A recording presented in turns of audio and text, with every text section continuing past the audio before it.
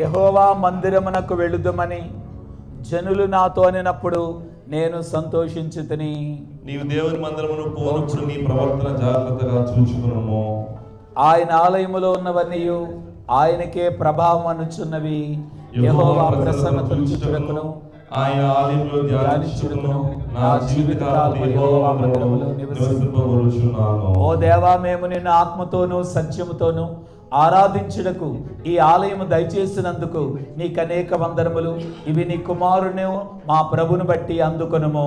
ఘనత ప్రభావములైన సన్నిధులున్నవి, మన సౌందర్యములైన పరిశుద్ధ స్థానములున్నవి. జన్మల కుటుంబములారా యెహోవాకు చెల్లించుడి, మహిమా బలములు యెహోవాకు చెల్లించుడి. యెహోవా నామము తగిన మహిమ ఆయనకు చెల్లించుడి. ఆమేన్. నరులలో గుడారము వేసిన తండ్రికి జయము. నరులలో గుడారము వేసిన తండ్రికి జయము. అందరినీ ఆకర్షించు, అందరినీ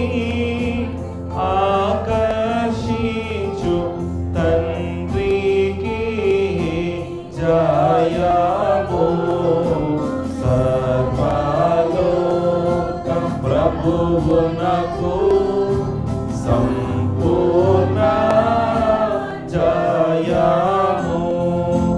సర్వలోక ప్రభువు కనుక, సర్వలోక ప్రభువు కనుక నిశ్చయమైన జయము. సర్వలోక ప్రభువునకు సంపూర్ణ జయము. నిలబడి ఉండగా దేవుని వాక్యాన్ని చదువుకున్నాము.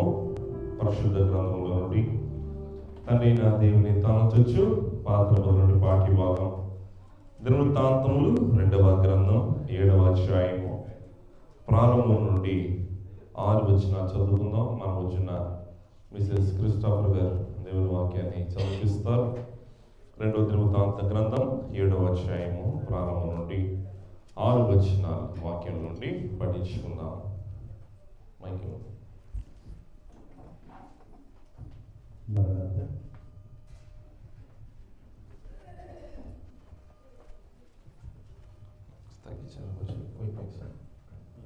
చదువమ్మా. 2వ దినవృత్తాంతములు 2వ గ్రంథము 7వ అధ్యాయము 1 నుండి 6 వచనములు ఈ విధంగా రాయబడినవి. సొలొమోను తాను చేయు ప్రార్థనను ముగించినప్పుడు అగ్ని ఆకాశం నుండి దిగి దహన బలులను ఇతరమైన బలులను దహించెను. యెహోవా తేజస్సు మందిరము నిండా నిండెను. యెహోవా తేజస్సుతో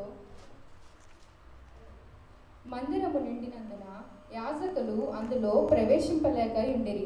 అగ్నియు యెహోవా తేజస్సును మందిరం మీదకి దిగగా చూచి ఇశ్రాయేలీయులందరూ సాష్టాంగ నమస్కారం చేసి, యెహోవా దయాళుడు, ఆయన కృప నిరంతరముండునని చెప్పి ఆయనను ఆరాధించి స్తుతించిరి. రాజును జనులందరూ యెహోవా ఎదుట బలులు అర్పించిరి. రాజైన సొలొమోను 22,000 పశువులను 120,000 గొర్రెలను బలులుగా అర్పించెను. యాజకులు తమ తమ సేవాధర్మములలో నిలుచుచుండగా లేవీయులు యెహోవా కృప నిరంతరము నిలుచుచున్నదని వారి చేత ఆయనను స్తుతించుటకై రాజైన దావీదు కల్పించిన యెహోవా గీతములను పాడుచు వాద్యములను వాయించుచు నిలుచుచుండగను. యాజకులు వారికి ఎదురుగా నిలిచి బూరలు ఊదుచుండగను. ఇశ్రాయేలీయులందరూ నిలిచి ఉండగను. రాజును జనులందరూ కూడి దేవుని మందిరమును ప్రతిష్ఠ చేసిరి. దేవుడు తన పరిశుద్ధ వాక్యమును దీవించును గాక. ఆమేన్. కుమారుడైన క్రీస్తును తలంచుచు సువార్తలోని పాఠ్య భాగం యోహాను సువార్త 10వ అధ్యాయము. యోహాను సువార్త 10వ అధ్యాయము 22 నుండి 28 వరకు వాక్యాన్ని చదువుకుందాం. మనం వచ్చిన మరి పెద్దలు నెహెమ్యా గారు దేవుని వాక్యాన్ని చదివిస్తారు.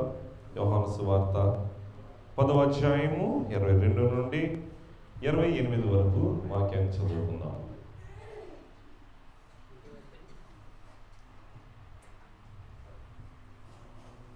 యోహాను సువార్త 10వ అధ్యాయము 22 నుంచి చదివాను.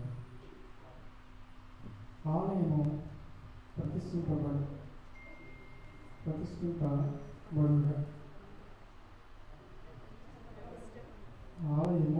ప్రతిష్ఠింపబడుట యెరూషలేములో జరుగుచుండెను. అది శీతాకాలము. అప్పుడు యేసు దేవాలయంలో సొలొమోను మంటపమున తిరుగుచుండగా యూదులు ఆయన చుట్టూ పోగై ఎంతకాలము మమ్మను సందేహపెట్టుదు నీవు క్రీస్తు నాతో స్పష్టంగా చెప్పుమనిరి. చాలు. దేవుడి వాక్యం దీవించును గాక. ఆమేన్. పరిశుద్ధాత్మ తండ్రి తాను చూచు పత్రిక పాఠం ప్రకటన గ్రంథం 21వ అధ్యాయము. ప్రకటన గ్రంథము 21వ అధ్యాయము 22 నుండి 27 వరకు మనం వచ్చిన దీనముగా దేవుని వాక్యాన్ని చదివిస్తారు.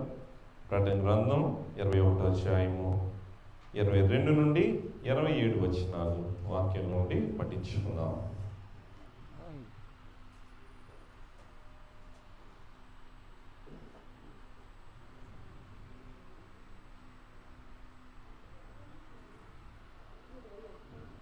అధ్యాయము 22 నుండి 27 వరకు చివరి వరకు. దేవుని పరిశుద్ధ నామమునకు మహిమ కలుగును గాక. ఈ దినమునకు ఏర్పాటు చేయబడిన ప్రకటన గ్రంథము 21వ అధ్యాయము 22 నుండి 27 వరకు చదువుకుందాం. సర్వాధికారి అయిన దేవుడగు ప్రభువును గొర్రె పిల్లయు దానికి దేవాలయమై ఉన్నారు. ఆ పట్టణంలో ప్రకాశించుటకై సూర్యుడైనను చంద్రుడైనను దానికి అక్కరలేదు. దేవుని మహిమయే దానిలో ప్రకాశించుచున్నది. గొర్రె పిల్లయే దానికి దీపము. జనులు దాన్ని వెలుగునందు సంచరింతురు. భూరాజులు తమ మహిమను దానిలోనికి తీసుకువత్తురు.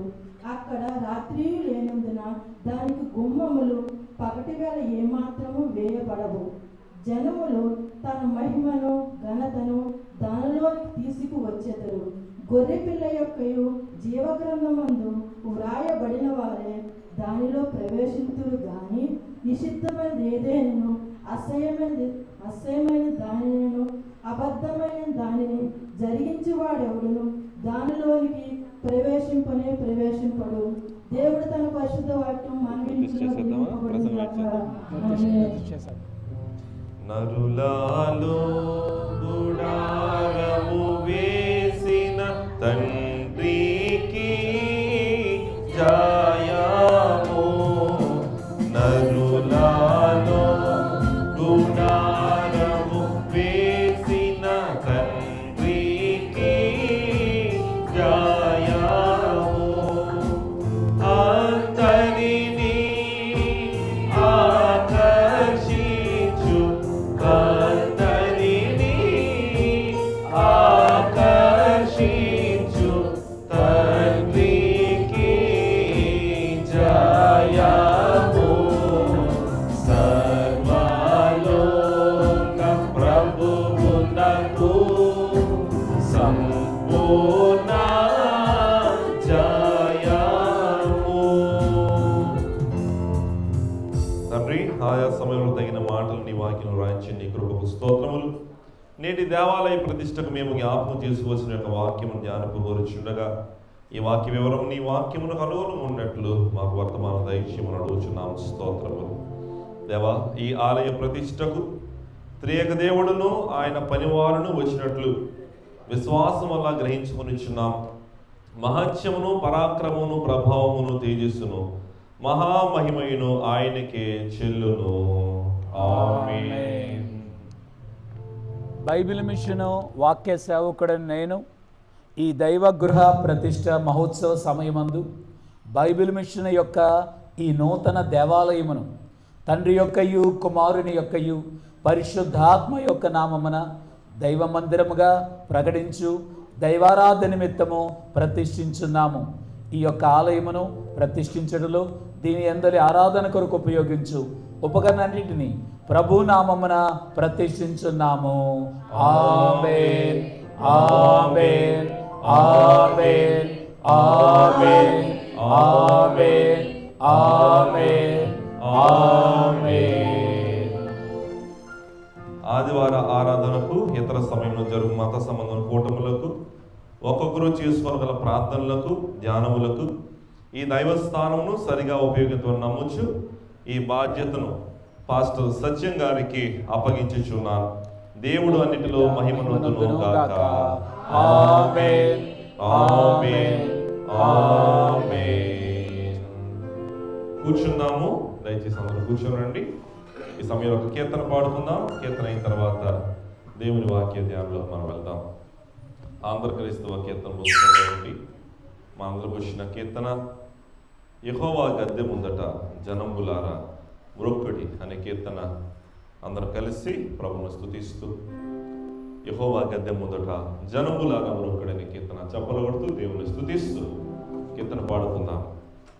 యెహోవా గద్దె ముందట జనంబులారా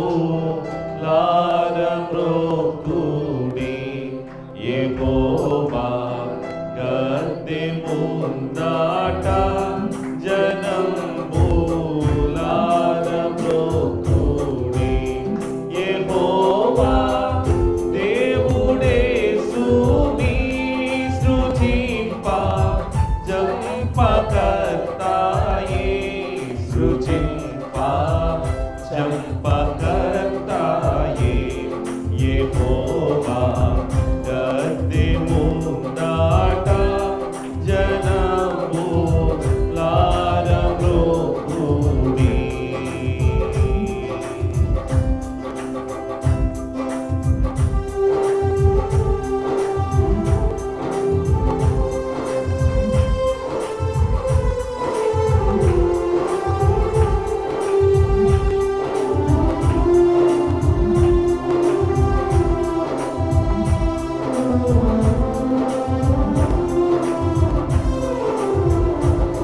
స్వశక్తి చేతనాయాని మమ్మును సృజించె మట్టిచి. స్వశక్తి చేతనాయాని మమ్మును సృజించె మట్టిచి. భ్రమించు రీతిగా తపంగా మళ్ళీ చేర్చెను. తపంగా మళ్ళీ చేర్చెను. యెహోవా గద్దె ముందట ఎగ్జామ్ గురించి నేను ఇప్పుడు మాట్లాడుతున్నాను. పరీక్ష అనగానే అందరికీ భయమే. పరీక్ష అనగానే ఎలాగా ఏంటి ఎలా చేయాలి ఏం చేయాలి అనేటువంటి ఆందోళన మనకుంటుంది. ఈ రోజున దేవుడు పెట్టినటువంటి ఒక పరీక్ష, ఆ ఎగ్జామ్ను గురించి నేను మీతో మాట్లాడుతున్నాను. మన యొక్క జీవితంలో ఈ కువైట్ దేశంలోని మీ అందరూ కూడా ఎవరైతే పరవాసులుగా వచ్చారో వారి యొక్క జీవితంలో అనేకమైన పరీక్షలు కనబడుతున్నాయి. దినదినము పరీక్షలే. దినదినము ఏదో ఒకటి ఏం జరుగుద్దో ఉద్యోగంలో, అలాగే కుటుంబంలో, అలాగే ఇంటి విషయంలో ఇలాగన పరీక్షలు ఎదుర్కొంటున్నాము. దేవుని యొక్క సన్నిధానములోకి వచ్చిన మనందరం కూడా దేవుడు మనలను పరీక్షలోనికి పంపిస్తారు. దేవుని యొక్క పరీక్ష పరిశోధన ఉన్నది. తన భక్తుడైన అబ్రహాము గారిని ఏ విధంగా దేవుడు పరీక్షించారో ఆటంకాలు కలిగాయి, అడ్డులు కలిగాయి. కాబట్టి అమ్మ ఇక్కడ రాగానే మేము మీ దగ్గరికి వచ్చే ముందు ఒకరి దగ్గరికి వెళ్ళి ప్రార్థన చేసి వచ్చాం. అమ్మకి కాలుకి ఆపరేషన్ జరిగింది. ఇలాగనయ్యా నేను నడవలేకపోతున్నాను, రాలేకపోతున్నాను అని ఆమె బాధపడుతుంది. కుటుంబ జీవితంలో మనం ఈ లోక జీవితంలో, ఆత్మీయ జీవితంలో పరీక్ష ఎదుర్కొండగా అనేకమైన ఆటంకాలు కలుగుతున్నాయి. ఈ రోజున అబ్రహాము గారు ఎదుర్కొన్న ఆ యొక్క ఆటంకాలు, పరీక్షలో కలిగిన అడ్డులను ఎలా అధిగమించాడో నేను మీతో మాట్లాడనయ్యున్నాను. ప్రారంభంలో మొదటిగా మీకు ఒక మాట చెప్పనయ్యున్నాను. దేవేష్టము అనండమ్మా. దేవేష్టం అంటే ఏంటండి? దేవేష్టం అనగా దేవుని యొక్క ఇష్టము. చూడండమ్మా, అందరం ఇక్కడ కూర్చున్నాం. కూర్చోగానే ఒక గ్లాసుల నుండి ఇటువైపున మంచి జ్యూస్ ఏదైనా తయారు చేసి, చక్కటి ఆహ్లాదకరమైన ఒక చక్కటి జ్యూసులు తయారు చేసి అన్ని ఇటువైపున పెట్టారు అనుకుందాం. మన అంటే ఇండియాలో థమ్సప్లు ఉంటాయి కనుక అలాగే ఇక్కడ కూడా ఉంటాయో అని తెలియదు, కానీ కోకో కోలా కానీ థమ్సప్ కానీ డ్రింకులన్నీ సీసాలో పోసి అక్కడ పెట్టారు. ఇటువైపు అంతా కూడా కాకరకాయ రసం పెట్టారు. అయిపోయింది కార్యక్రమం. అమ్మ ఏది కావాలో తాగండి అన్నారు. అందరూ ఏది తాగుతారు? థమ్సప్లు కోకో కోలాయే తాగుతారు. కానీ ఎవరు కూడా ఏం తాగరు. ఎందుకనమ్మా? ఎందుకు ఈ అందరూ థమ్సప్లే తాగారంటే మన యొక్క ఇష్టము థమ్సప్ లాగా కోకో కోలా లాగానే ఉంటుంది. దేవుని యొక్క ఇష్టము ఎలా ఉంటుంది? చేదుగా ఉంటుంది. మీరు చెప్పండి అమ్మా, ఆరోగ్యానికి ఏది మంచిది? కానీ ఎవరు తాగరు. అలాగే మన యొక్క ఇష్టము, మనకిష్టమైన కూర, ఇష్టమైన రంగు, ఇష్టమైన బట్టలు, ఇష్టమైన ఇళ్ళు, ఇష్టమైనటువంటి పదార్థాలు, ఇష్టమైన వస్తువులు అన్నీ మన ఇష్టాలే జరగాలనుకుంటాం. ఈ యొక్క ప్రారంభ ఆరాధనకు వచ్చిన వర్లరా, ఈ రోజు నుండి మీ అంతరంగములో నేర్చుకోవాల్సిన పాఠం ఏదనగా దేవేష్టము అనగా దేవుని యొక్క ఇష్టము. ఇంతవరకు నా ఇష్టాన్ని జరిగించాను, నా ఇష్టం వలన ఉపయోగం లేదు, లాభం లేదు. అమ్మ కూల్ డ్రింకులు, థమ్సప్లు రోజుకి 2-3 సార్లు తాగేయండి, ఉపయోగం ఉందా? గనక నా ఇష్టము నెరవేర్చుండడం వలన ఏమాత్రం లాభం లేదు. కానీ దేవుని యొక్క ఇష్టాన్ని నేను నెరవేరిస్తే ఎంతో లాభం ఉన్నది. ఈ యొక్క రాత్రికాల సమయంలో నా యొక్క జీవితంలో దేవుని ఇష్టాన్ని నేను నెరవేరుస్తాను అనే తీర్మానాన్ని మనందరం కూడా కలిగి ఉందాము.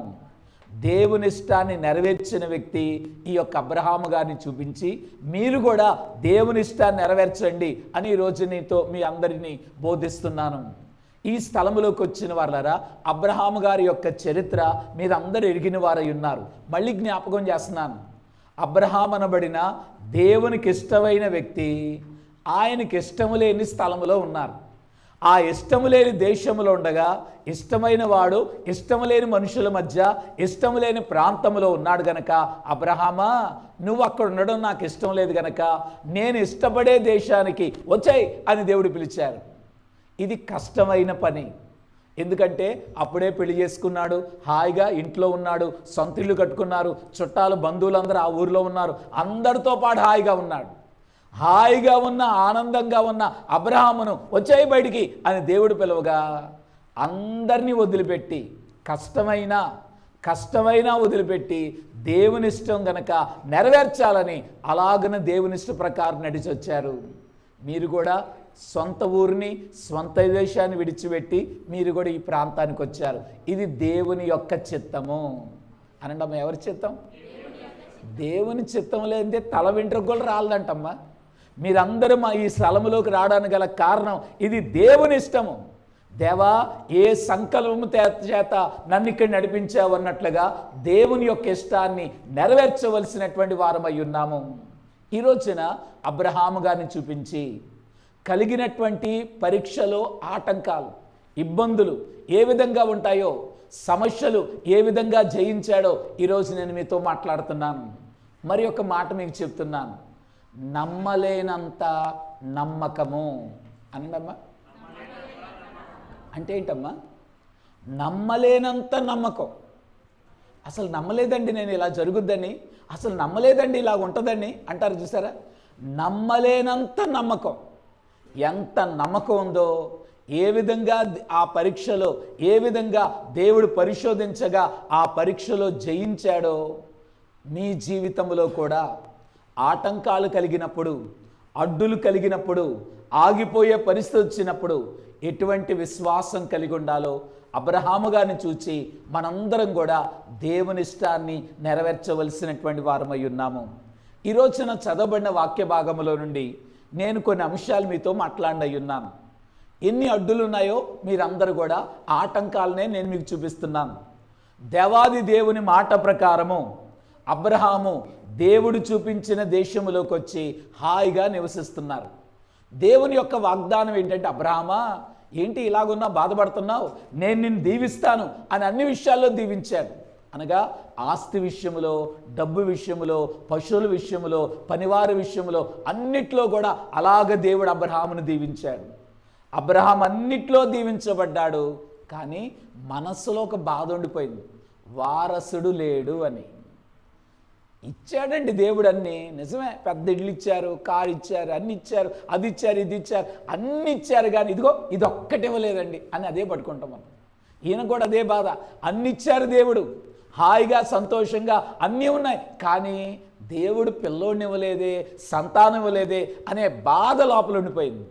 ఆ బాధ చేత ప్రార్థన చేయగా ప్రభు అతనికి ఇచ్చిన వాగ్దానము, అబ్రహామా ఎందుకు అలా బాధపడతావు, పైన ఆకాశ నక్షత్రములను చూడు, కింద ఇసుక రేణువులను చూడు, ఇంత విస్తారంగా నీకు నీ సంతానాన్ని నేను ఇవ్వబోయిన ఉన్నాను, ఇంత విస్తారంగా వారసులను, సంతానమును, భాగ్యాన్ని ఇవ్వబోతున్నాను కనుక భయపడొద్దు అని దేవుడు వాగ్దానం ఇచ్చారు.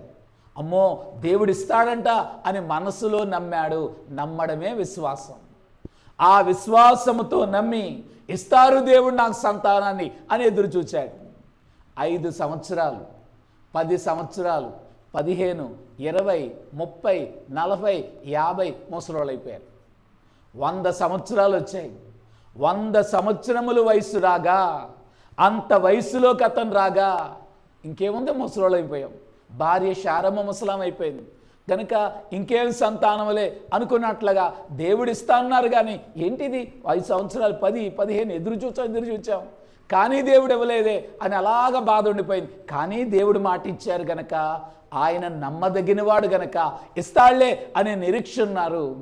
ఒకానొక దినాన ఆదికాండం 18వ అధ్యాయములో సింధూర వనములో అతను ఉండగా దేవుడు అతన్ని దర్శించి, అబ్రహామా నీకు నేను ఇచ్చిన మాట నెరవేరుస్తున్నానని వాగ్దాన కుమారుడైన ఇస్సాకుని ఇవ్వడం జరిగింది. ఆ ఇంట్లో ఆనందం అమ్మ. పిల్లోడు పుట్టగానే చిరునవ్వు, ఆనందం, సంతోషం, ఆహ్లాదం, ఆ ఇళ్ళంతా కూడా మురిసిపోయింది. ఇంత వయసులో, 100 సంవత్సరాల వయసులో దేవుడి యొక్క గొప్ప అద్భుతాన్ని చేశారన్నట్లుగా వారందరూ ఆనందించారు. అలాగని ఇస్సాకు పెరిగి కొద్దిగా పెద్దవాడయ్యాడు, అంటే యవనస్తుడయ్యాడు అని చరిత్రకారులు రాశారు. అంటే సుమారుగా 30 సంవత్సరాలు వచ్చినాయి అంట. ఒక యవనస్తుడుగా 20 సంవత్సరాలు మేజర్ అయిపోయాడు. ఇస్సాకు యవనస్తుడైపోయిన సమయాన దేవుడు అబ్రహామును పరిశోధించెను. ఎలాగ పరిశోధించారు? ఇప్పుడు మనం చదువుకున్న వాక్య భాగం, అబ్రహామా అని పిలిచి చిత్తం ప్రభు అనగా నీవు ప్రేమించి ఇస్సాకును తీసుకొని, 2వ వచనం, మొరియా దేశమునకు వెళ్ళి అక్కడ నేను నీతో చూపించుబో పర్వతములో ఒక దాని మీద దహన బలిగా అతన్ని అర్పించుమని చెప్పాను. ఒక 10 విషయాలు చెప్తున్నాను వినండి. ఆటంకాలు, అడ్డులు, కథ అబ్రహాముదే, కానీ మన కథే నేను చెప్తున్నాను. జీవితంలో ఎలాగన పరిశోధన కలుగుతుంది, ఎలాంటి పరీక్షలు కలుగుతాయి, ఎలాగన ఆటంకాలు కలుగుతాయో ఈ వాక్యములో ఉన్న సారాంశాన్ని మీరందరూ విని, నేను దేవుని ఇష్టాన్ని నెరవేర్చాలి అని అనుకుంటున్న వాళ్ళరా కలుగుతున్న ఆటంకాలను అబ్రహాం అధిగమించినట్లుగా మీరు కూడా అధిగమించండి. అబ్రహామును దేవుడు పిలిచి, ఒక్కడై ఉన్న నువ్వు ప్రేమించిన ఇస్సాకును నాకు బలిగా ఇచ్చేయి అని దేవుడు అడిగారు. అడగగానే అబ్రహాము గారు ఏమన్నారు? ఇస్తానన్నాడా, ఏమన్నాడా? అమ్మా ఇప్పుడు నేను చెప్పాను కదా, దేవుడు పిల్లోడిని ఇస్తానని చెప్పి 5 సంవత్సరాలు కనిపెట్టాడు, 10, 15, 20, చివరికి ముసలోడైపోయి 100 సంవత్సరాల తర్వాత పుట్టిన పిల్లోడు. అయ్యా నువ్వు ఇస్తానని మాట ఇచ్చావు, ఇచ్చిన వెంటనే ఇవ్వలేదు కదా. ఈ యొక్క ముసలోడిని అయిపోయి 100 సంవత్సరాల వయసు తర్వాత పుట్టిన పిల్లోడండి ఈ పిల్లోడు. ఇంత వయసు అయిన తర్వాత, వృద్ధాప్యములోకి వచ్చిన తర్వాత పుట్టిన పిల్లోడు కనుక ఇప్పుడు నీకు బలిగా ఇమ్మని అడుగుతున్నావు. ఎలాగిస్తానయ్యా నేను? ఇంత వృద్ధాప్యంలో నాకు ఈ బాధ అవసరమా, నేను మాత్రం ఇవ్వలేనయ్యా అని అబ్రహాం గారు అనాల్సింది. అన్నాడమ్మా? అనలేదు. దేవా అని అడిగితే ఇస్తానయ్యా అని మాట ఇచ్చేశాడంతే. అలాగన దేవుని యొక్క ఇష్టాన్ని తన ఇష్టాన్ని కొట్టివేసుకొని దేవేష్టం అనగా దేవుని ఇష్టాన్ని నెరవేర్చేవాడుగా కనబడుతున్నాడు. మొట్టమొదటి ఆటంకం ఏంటంటే దేవుడు మాట్లాడిన మాట కఠినమైన ఆజ్ఞను దేవుడిచ్చారు. అనడం ఏ ఆజ్ఞ? దేవుడు కఠినంగా మాట్లాడాడమ్మా. దేవుడు కఠినంగా మాట్లాడారు. మనం అందరం కూడా ప్రేమ కలిగిన దేవుడు, జాలి కలిగిన దేవుడు, ఆయన మన ఎడల కృప కలిగిన దేవుడు, కనికరం కలిగిన దేవుడు అని ఇలా చెప్పుకుంటుంటే, నీ ఒక్కడయ్యున్న కుమారుణ్ణి ఎవరినైతే నువ్వు ప్రేమించావో పిల్లోడిని నాకు బలిగా ఇవ్వు అని దేవుడు అడిగాడు. దేవా, ఎంత అన్యాయం అయ్యా! దేవునికి ఎవరైనా పశువులను గొర్రెలను బలిస్తారు, దేవునికి అర్పణగా ఇస్తారు. మనిషిని బలివ్వడం ఏంటయ్యా? నా యొక్క కుమారుని బలివ్వడం ఏంటి? నరబలివ్వడం ఏంటి? ఇదేంటిదే? ఇంత కఠినంగా దేవుడు మాట్లాడతారా? ఇంత క్రూరంగా దేవుడు మాట్లాడతారా? దేవుడు మాట్లాడిన మాట కఠినంగా ఉంది. ఆయన మాట్లాడిన మాట ఒక తండ్రి యొక్క హృదయాన్ని నలగొట్టినట్లుగా, నీ ఒక్కడయ్యున్న కుమారుణ్ణి ఇచ్చేయ్ అని దేవుడు అడుగుతుంటే ఎంత కఠినంగా దేవుడు మాట్లాడతారా? ఇంత ఘోరంగా దేవుడు ఈ మాట మాట్లాడతారా? మనిషిని ఏంటండి, నా కుమారుడు ఎవడంటండి? దేవా, ఇంత కఠినంగా నువ్వు ఉంటావు నేను అనుకోలేదు దేవా. నేను మాత్రం మా అబ్బాయిని ఇవ్వను, ఒక్కడయ్యున్న నా కుమారుని ఇచ్చే ప్రసక్తి లేదయ్యా అని ఇలాగున దేవునికి ఖచ్చితంగా అలాగ మాట్లాడాల్సింది. కఠినంగా దేవుడు మాట్లాడినా అంగీకరించాడా? అంగీకరించలేదా? అంగీకరించాడు. ఇది మొదటిది. దేవుడు మాట్లాడిన మాట కఠినంగా ఉన్నప్పటికీ, దేవా, నా చేతులతో నేను ఎలా బలిస్తానయ్యా? నువ్వే అంటున్నాడు దేవుడు వాక్యంలో, అబ్రహామా, నీ ఒక్కడైన కుమారుని నువ్వు తీసుకెళ్ళి బలివు నాకంటున్నాడు. అయ్యా సరే, బలివ్వడం అనేది నేను మాట ఇచ్చాను కనుక బలిచ్చేస్తాను. పిల్లోని తీసుకెళ్ళి ఎవరో ఒకరిని బలిచ్చేస్తే కుదురుదు కదంటే కుదరదు. నీ స్వహస్తములతో నీ చేతులతోటే బలివ్వాలని దేవుడు. నా చేతులు ఎలాగొస్తాయి దేవా? నేను ఇవ్వలేను దేవా అని అలాగనే మాట్లాడాల్సింది. నేను చేయలేనివన్నీ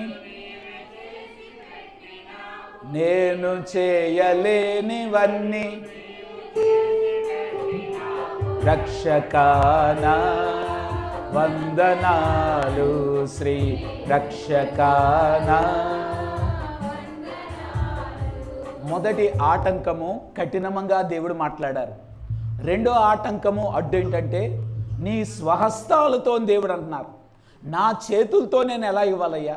చిన్నప్పుడు పుట్టినప్పుడు అల్లారముద్దుగా ఎత్తుకున్నానయ్యా, ఆడించానయ్యా, అన్నం తినిపించానయ్యా, ఎత్తుకొని తిప్పాను, స్నానం చేయించాను, ఆ పిల్లోడిని ఆడించాను, ఇన్ని పనులు నా చేతులతో చేశానే. ఇప్పుడు ఇదే చేతులతో పిల్లల్ని బలిచ్చేయమంటున్నావు, నరికేయమంటున్నావు. ఎలాగయ్యా? ఎలా నరగలను? ఇంత చల్లారు ముద్దుగా నా స్వహస్తాలతో నేను పెంచిన పిల్లోడిని నా చేతులతోటే నీకు బలివ్వాలంటే నా చేతులు రావయ్యా. కావాలంటే ఇచ్చేస్తానయ్యా, ఎవరితోనో బలినా పెంచుకో, నేవా నేను మాత్రం నా చేతులతో ఇవ్వలేను అని అనాల్సింది అన్నాడమ్మా. ఇదొక ఆటంకం. మొదట కఠినంగా దేవుడు మాట్లాడితే ఈ ఇవ్వలేనయ్యా అనాల్సింది, అక్కడ సరే అన్నాడు. ఇప్పుడు స్వహస్తాలతో ఆటంకం కలగ్గా ఆటంకాన్ని అడ్డును కూడా అధిగమించి, దేవా నేను ఇవ్వడానికి రెడీ అన్నట్లుగా అలాగన తన భార్యకి పనివారందరూ రెడీ చేసి ఇంట్లో ఏమని చెప్పాడంటే, ఇగో మొరియా పర్వతానికి వెళ్ళాలి, 3 రోజుల ప్రయాణం, దగ్గరలో కాదు దూరంగా 3 రోజుల ప్రయాణం చేయాలి. అక్కడికి వెళ్ళి అక్కడ మొరియా పర్వతం మీద పిల్లోని బలిగా అర్పించాలి. ఈ యొక్క ప్రయాణానికి తన భార్య అడిగింది, అయ్యా ఎక్కడికి వెళ్తున్నారంటే, ఇదిగో దేవునికి ప్రార్థన చేయడానికి, బలివ్వడానికి, దేవునికి అర్పణ ఇవ్వడానికి వెళ్తున్నాం.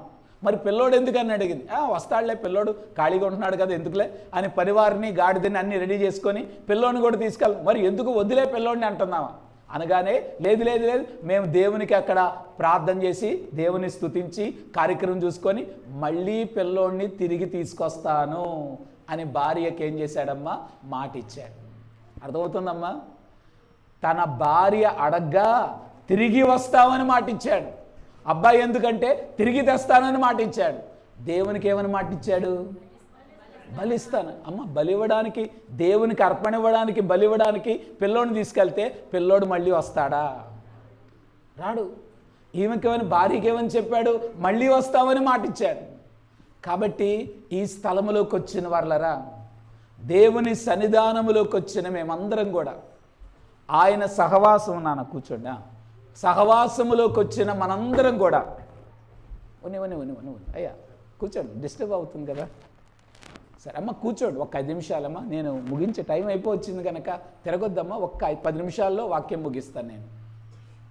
నేను చేయలేనివన్నీ పెట్టినావు, నేను చేయలేనివన్నీ రక్షకానా, వందనాలు శ్రీ రక్షకానా. క్లుప్తంగా నేను చెప్తున్నాను. మొదటగా కఠినమైన ఆజ్ఞ, రెండోదిగా స్వస్థాలతో ఇమ్మంటుంటే అలాగన మళ్ళీ వస్తామని భార్యకు మాటిచ్చాడు, దేవునికి మాటిచ్చాడు. 3 రోజులు ప్రయాణం చేయించున్నాడు. 3 రోజులు ప్రయాణం చేయించుండగా తండ్రి యొక్క మనసు ఎలా ఉంటుందో ఆలోచించేయండి.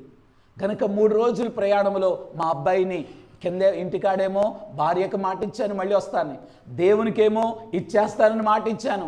ఇప్పుడు ఎలాగా, ఏం చెప్పాలి? దేవుని దగ్గర కాదంటే కుదరదు. భార్య ఏదో ఇంటికి వచ్చిన ఏడు పిల్లోడిని అడిగితే నేనేం చెప్పాలి? తండ్రి యొక్క మనసంతా కూడా అకలావికలమైపోతుంది ప్రయాణంలో. అలాగని ప్రయాణం వెళ్తున్నాడు. వెళ్తా మనసులో వచ్చే ఆలోచన ఏంటంటే, ఏదైనా తుఫాను వచ్చిందని, దేవా తుఫాను వచ్చింది కనుక నేను వెళ్ళలేకపోతున్నాను, నన్ను క్షమించని ఇంటికి వచ్చేస్తాను. ఏదైనా సుడిగాలు వస్తే, అమ్మో దేవా సుడిగాలు వచ్చింది, వర్షం వచ్చింది, వడగళ్ళు కురిచాయి, నేను తట్టుకోలేక జలుబు చేసిందో, జ్వరం వచ్చిందో, ప్రయాణంలో ఏదో ఇసుక తుఫాను వచ్చింది, ఈ కారణం చేత అయ్యా నేను ఇవ్వలేనయ్యా వెనక్కి వచ్చేస్తున్నాను అని వచ్చేద్దాం. ఏదైనా తుఫాను వస్తే బాగును, ఏదైనా అడ్డు తగిలితే బాగును అని అనుకున్నాడు. కానీ అలాగనే ఏ ఆటంకం లేకుండా అలాగెళ్ళిపోతుంటే తండ్రి యొక్క మనసు అలాగ పిండబడుతుంది ఆలోచన చేత. ఎలాగా ఇక దేవునికి మాట ఇచ్చాను, భార్యకి మాట ఇచ్చాను అనుకుంటా ఏదైనా ఆటంకం కలగాలనే ఆలోచన వచ్చినా ఏ ఆటంకములు, ఏ తలంపులు మనస్సులోకి రానికుండా ఒకే గురితో ఇవన్నీ అడ్డులు, ఆటంకాలు ఎదురైనా, ప్రయాణం ఆటంకమైనా అధిగమించి ఆ మొరియా పర్వతం దగ్గరికి వెళ్ళిపోయారు. ఇప్పుడు పర్వతం దగ్గరికి వెళ్ళగానే ఆయన చేసినటువంటి పని ఏంటంటే, తన పనివారందరిని కూడా మీరు ఇక్కడే ఉండండి, నేను మా అబ్బాయి కూడా పర్వతం పైకి వెళ్ళి బలి అర్పణ అర్పించి మళ్ళీ నేను తిరిగి వస్తాను. అమ్మ చదవండి ఆ వాక్యాన్ని, చూడండి 5వ వచనం. తన పనివారితో, మీరు గాడితో ఇక్కడే ఉండి, నేను ఆ చిన్నవాడును అక్కడికి వెళ్ళి దేవునికి మ్రొక్కి మరలా మీ వద్దకు వచ్చేద్దామని. అమ్మ వింటున్నారా? మరలా వస్తామని ఎవరు చెప్పాడు? కొండ మీద ఎక్కుతున్నారు. ఎక్కుతుంటే ఈ పిల్లోడిని ఏం చేయడానికి తీసుకెళ్తున్నాడు పైకి? బలి అర్పించేటప్పుడు పిల్లోడు మళ్ళీ వస్తాడా? వీళ్ళ పనివాళ్ళతో అంటున్నాడు, ఇదిగో మేము వెళ్ళి అక్కడ ప్రార్థన చేసి దహన బలి జరిగించి మళ్ళీ పిల్లోడితో మళ్ళీ వస్తామని వీళ్ళకి మాట ఇచ్చాడు. అమ్మ పిల్లోడిని చంపేసి దేవునికి బలిచ్చి కిందకు వస్తే ఈ పనివాళ్ళు అడుగుతారు, అయ్యా ఏడండి, బాబు ఏడండి అని అడుగుతారు. లేడండి అనగానే ఆ పనివాళ్ళు ఏమంటారమ్మా, నిజంగా నువ్వు తండ్రివేనా? మళ్ళీ వస్తాను మాకు చెప్పి, ఇంటికాడేమో అమ్మగారికి చెప్పి, ఇటు అమ్మగారికి మళ్ళీ వస్తామని చెప్పావు, మాకేమో కిందేమో మళ్ళీ వస్తామని చెప్పావు, చెప్పేసి ఇప్పుడు తీసుకెళ్ళి ఇంత కసాయోడువా అని ఊరిలోకి వెళ్ళిపోయి ఇంత పని చేశాడండి ఈయన అని ఊరిలో జనమందరికి చెప్పగా ఈయన ఊరిలో తలెత్తుకొని తిరగలడా?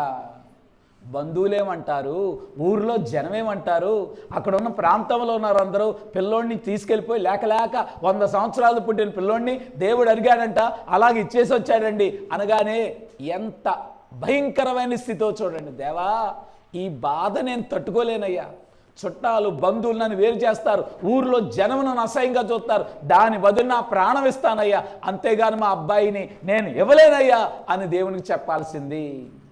ఈ ఆటంకము దగ్గర ఆగిపోయాడా? చెప్పండమ్మా. ఆగలేదు, వెళ్ళిపోతున్నాడు పైకి. ఈయన వయసు అనుకుందాం 100 సంవత్సరాలు పిల్లోడు పుట్టాడు, ఈ పిల్లోడికి ఒక 20 అనుకో, 120 సంవత్సరాల వయసులో ఉన్న ముసలాయన చకచకా కొండెక్కగలడా? నిదానంగా ఎక్కుతాడు ఆయన. అలాగే ఓపిక చేసుకొని ఎక్కుతున్నాడు. ఎక్కుతుండగానే ఈ పిల్లోడు అడిగాడు, నానా మరే మన దగ్గర కట్టెలున్నాయి, నేను మోస్తున్నాను, నీ చేతిలో నిప్పు ఉంది, కట్టెలున్నాయి నిప్పు ఉన్నాయి, కానీ మరి బలి అర్పించడానికి దేవునికి వెళ్తున్నామని చెప్పావు కదా, ఆ బలి అర్పణ గొర్రె పిల్ల ఏది అని అడిగాడు. ఆ మాటమ్మ ఒక తండ్రి గుండెలో కత్తితో పొడిచినట్టు. ఏది నాన్న గొర్రె పిల్లని అడగగానే ఆ తండ్రి యొక్క ఆవేదన తట్టుకోలేంది.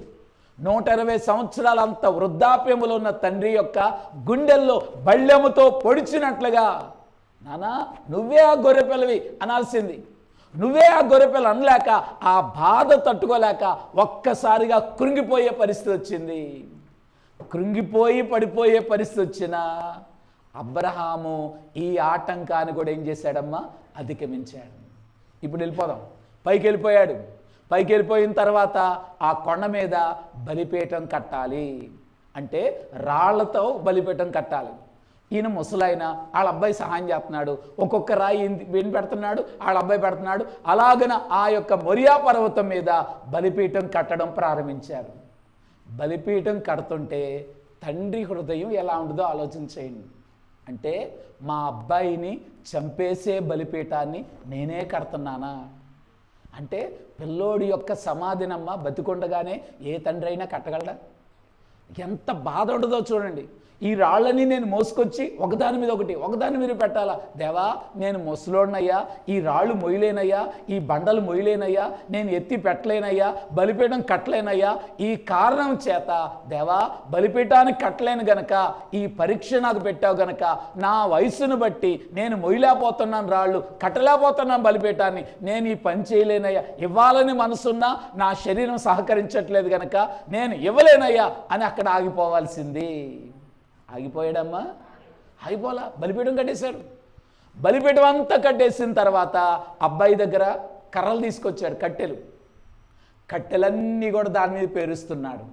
ఈ కట్టెలు తన పిల్లోడిని ఏం చేయబోతున్నాయమ్మా? కాల్చేయబోతున్నాయి. గనుక మా పిల్లోడిని కాల్చే కర్రలు పిల్లోడితో మోపించాను. ఆ కాల్చే కర్రలన్నీ కూడా బలిపీఠం మీద నేను ఎలా పేర్చాలి దేవా? నేను పేర్చలేనయ్యా, ఎందుకంటే ఈ కట్టెలే పిల్లోడిని కాల్చేయబోతున్నా. ఆ పిల్లోడిని ఎలా పేర్చగలను దేవా? నేను ఎలా చేయగలను దేవా? నేను పేర్చలేనయ్యా ఈ కర్రలన్నీ కూడా అని ఆగిపోవాల్సింది. ఆగాడమ్మా? ఆటంకాన్ని కూడా అధిగమించేశాడు. ఇప్పుడు కథంతా అయిపోయింది, చివరికి వచ్చేసింది. ఇంకా చివరికి రాగానే ఒక గొర్రె పిల్లని బలివ్వాలంటే ఆ గొర్రె పిల్ల యొక్క కాళ్ళు రెండు ఏం చేస్తారు? కట్టేస్తారు. ఇప్పుడు ఈ పిల్లోని కట్టేయాలి. ఈ పిల్లోడు యవనస్తుడు అనుకుందాం, 20 సంవత్సరాల వయసున్న యవనస్తుడు. ఈయనేమో 120 సంవత్సరాల వయసున్న వృద్ధుడు. వృద్ధుడైనటువంటి ఈ వ్యక్తి యవనస్తుడైన ఆ వ్యక్తిని, ఆ పిల్లోడిని కాళ్ళు చేతులు కడుతుంటే ఆ యొక్క పిల్లోడికి తెలిసిపోయింది, నన్నే చంపేపోతున్నాడు మా నాన్న అని. అలా తెలియగానే పిల్లోడు ఒప్పుకుంటాడా? ఇది ఆటంకం. ఒక్కొక్క ఆటంకం పెరిగిపోతుంది. నానా అమ్మకి చెప్పకుండా నన్ను ఒంటరిగా తీసుకొచ్చి నన్ను మోసం చేసి బలివిడాన్ని తీసుకొచ్చావా? ఇదేం గౌరవం నాన్న? నా చేతులు కాళ్ళు కట్టేస్తావా? నన్ను చంపేస్తావా? ప్రాణాలు తీస్తావా అని ఒక్క తోపు దోశాడు అనుకోండి పిల్లోడు. ఈ ముసలాయన ఏమవుతాడు? కొడ మీద పరిగెట్టినా పిల్లోడిని పట్టుకోగలడా? దేవా మా పిల్లోడు ఒప్పుకోడయ్యా, పిల్లోడు కాళ్ళు చేతులు కడితే ఆ పిల్లోడు యవనస్తుడు, ఆ పిల్లోడు నన్ను తోసేస్తాడు, ఆ పిల్లోడు కట్టించుకోడయ్యా, ఈ కారణం చేత నేను నీకు బలివ్వలేకపోతున్నాను దేవా అని ఆగిపోవాలి. ఆటంకము దగ్గర ఆగాడా? ఆగలేదు. నానా చేతులు చాపన్నాడు. ఎందుకు నానా? దేవుని యొక్క మాట ఇచ్చాను, దేవుని ఇష్టాన్ని నెరవేర్చాలి, పడు చెయ్య, మనిద్దరం కలిసి దేవుని ఇష్టాన్ని నెరవేర్దాం అని చేతులు పట్టుమన్నాడు. చేతులు పెట్టాడంతే ఆ పిల్లోడు కాళ్ళు చేతులు కట్టేశాడు. చూసారా? నమ్మలేనంత నమ్మకం. దేవుని ఇష్టాన్ని నెరవేర్చాలి నాన్న అనగానే ఆ పిల్లోడు ఒప్పుకున్నాడు, కాళ్ళు చేతులు కట్టేశాడు. ఇప్పుడు చివరికి వచ్చేసాం. పిల్లోడు కాళ్ళు చేతులు కట్టేసి కింద పడుకోబెట్టాడు. ఈ పిల్లోడిని బలిపీఠం మీద పడుకోబెట్టాలి. అర్థమవుతుందమ్మా? నేను అడుగుతానమ్మా, మీరు ఎన్ని కేజీలు ఎత్తగలరు? నేను చెప్తున్నాను కదా వాక్యం, ఇది ఒక 20-25 కేజీలు ఉంటుంది. ఈ 25 కేజీలు పోడియాన్ని మీరు ఎత్తగలరా? చెప్పండి. ఎత్తలేరు. 20 సంవత్సరాల వయసు ఉన్న పిల్లోడు ఎంత బరువు ఉంటాడు? 80 లేకపోతే 60 కేజీలో బరువు ఉంటాడు. 60 కేజీలు ఉన్న పిల్లోడిని 120 సంవత్సరాల వయసు ఉన్న ముసలాయన ఎత్తి బలిపేట మీద పడుకోబెట్టగలడా? కాబట్టి కింద నుంచి ఎత్తి పడుకోబెట్టాలి పిల్లోడు. కాళ్ళు చేతులు కట్టాడు. దేవా, నేను ముసలాయను గనక, ఎత్తలేను గనక, బరువులు మోయలేను గనక నా కుమారుని ఇవ్వాలని తీసుకొచ్చాను. ఈ కారణం చేత నేను ఆగిపోతున్నానయ్యా, నేను ఏమాత్రం ఇవ్వలేను తేవా అని అలాగ ఆగిపోవాల్సింది. ఈ ఆటంకము దగ్గర ఆగిపోయాడా? ఆగిపోలేదమ్మా. ముసలాయనైనప్పుడు కూడా ఎత్తి పిల్లోడిని ఆ బలిపీఠం మీద పడుకోబెట్టేశాడంతే. పడుకోబెట్టి ఆఖరి ఘట్టం తన స్వహస్తములతో దేవునికి అర్పణగా నరికిచ్చేసి అలాగన బలిగా అర్పించాలి. దేవా, నేను ఇవ్వలేనయ్యా, నా చేతులు రావయ్యా, కన్న పిల్లోడిని, పెంచిన పిల్లోడిని నా స్వహస్తాలతో, నా చేతులతో ఎలా నరగలనయ్యా, ఎలా మొక్కలు చేసి కాల్చేయగలనయ్యా? దేవా, ఇది పశువు అయితే చేస్తాను కానీ కన్న కొడుకుని ఎలా చేయగలనయ్యా? నేను ఇవ్వలేదయ్యా అని ఏడ్చి అక్కడ ఆగిపోవలసింది. ఆగిపోయాడమ్మా? ఆగకుండా నరికేయడానికి అలాగ చేయెత్తేశాడు. వెంటనే పరలోక శబ్దము, దేవదూత యొక్క శబ్దము, అబ్రహామా ఆగు అని దేవుడు ఆపేసి, నీ కుమారుని బదులుగా ఇదిగో ఆ పశువుని అర్పణగా అర్పించమన్నారు. ఈ స్థలములోకి వచ్చిన వాళ్ళరా ఒక్కొక్క దగ్గర ఆటంకమే గనుక కఠినమైన ఆజ్ఞ ఒక ఆటంకము, స్వహస్తాలతో ఇవ్వడం ఒక ఆటంకము, ప్రయాణములో ఒక ఆటంకము, అలాగే పనివారి దగ్గర ఆటంకము, ఎక్కుతుండగా కుమారుని మాట్లాడిన మాట ఒక ఆటంకము, తన యొక్క వయసు ఒక ఆటంకము, బలిపీఠం ఒక ఆటంకం, కట్టడం, కట్టెలు పేర్చడం ఆటంకము, అలాగే కట్టేయడం ఒక ఆటంకము, పడుకోబెట్టడం ఎన్ని ఆటంకాలున్నా అబ్రహాము అధిగమించి దేవుని ఇష్టాన్ని నెరవేర్చాడు. మంచి మార్గమున, అయ్యగారు రాసిన పాటలో మంచి మార్గమున మాటి మాటికి ఆటంకాలు కలుగును అనంటే, మంచి మార్గమున చేరి జీవించడనే కీర్తనలో మంచి మార్గమున మాటి మాటికి ఏం కలుగుతాయి? ఆటంకాలు అన్ని అబ్రహాంకు. ఎన్ని ఆటంకాలున్నా దేవుని యొక్క ఇష్టాన్ని నెరవేర్చాడు. చివరిగా నేను ముగింపులోకి వచ్చాను కనుక 2 మాటలు చెప్పి ముగిస్తాను. ఇంటర్వ్యూ చేద్దాం. ఇంటర్వ్యూ చేస్తారు కదా టీవీలో. ఏమండి అబ్రహాం గారండి, ఏంటండి అంత నమ్మకం, ఎలాగా ఇన్ని ఆటంకాలు అధిగమించి దేవునికి ఇష్టడైపోయారు, ఆయన ఇచ్చిన మాటను నెరవేర్చాను, అందరూ కూడా చాలా గొప్ప అయినవి, అసలు ఏంటి, ఎలా నమ్మగలిగారు, ఏంటంటే అసలు అంత నమ్మకం ఏంటంటే, నమ్మలేనంత నమ్మకం ఎలా కలిగిందంటే, దేవుడు నాకు ఇచ్చిన వాగ్దానమును పట్టుకున్నాను. దేవుడు నీకు ఇచ్చిన వాగ్దానాన్ని పట్టుకోనండి. బైబిల్ గ్రంథంలో అనేక వాగ్దానాలు రాయబడ్డాయి. ప్రభు నీ జీవితంలో ఏ వాగ్దానం ఇచ్చారో ఆ వాక్యమును గట్టిగా పట్టుకోనండి. అబ్రహాము చేసినటువంటి పని ఏంటంటే, దేవుడిచ్చినటువంటి మాట, వాగ్దానమును పట్టుకున్నాడు. ఏంటండి దేవుడు నీకు ఇచ్చిన మాట? అబ్రహామా, నన్ను పిలిచి ఆకాశ నక్షత్రములంతా, ఇసుక రేణువులంతా, విస్తారమైన సంతానం, జనాంగాన్ని ఇస్తానని దేవుడు నాకు మాట ఇచ్చారు గనక, దేవుడిచ్చిన మాట తప్పని దేవుడు, ఆయన మాట తప్పని దేవుడు గనక నాకు ఇచ్చిన మాట ప్రకారం ఒకవేళ గనక ఈ పిల్లోడిని చంపేసి కాల్చేసి బూడిదైపోయినా సరే ఖచ్చితంగా దేవుడు మళ్ళీ బతికిస్తాడు.